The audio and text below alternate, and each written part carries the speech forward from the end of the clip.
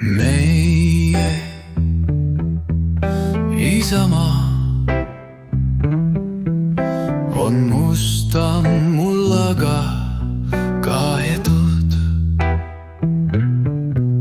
Tema põues peitub higi ja vaev, meie isade raugematu võitlus on nüüdseks justkui tühi vaev.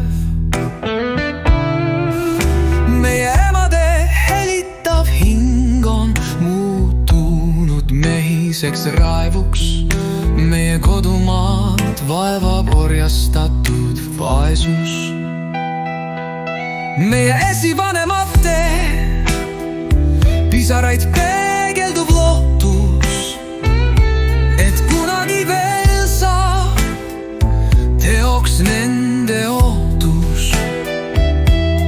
Pisarad need peegeldavad nende laste insust, ihnust, mis müütab esivanemate usku ja lihtsust.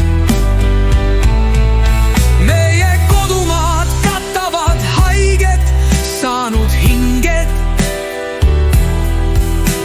ja pisarate joed, mis saastuvad ja liged. Meid mürgitanud võõras meel on valusalt jalgeil ja poolel teel.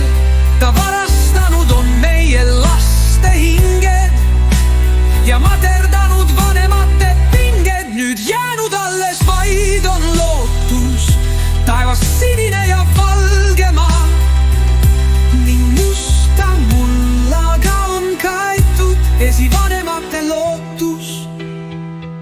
Nüüd jäänud alles vaid on lootus, taevas sinine ja valge maa ning musta mullaga on kaetud esivanemate lootus.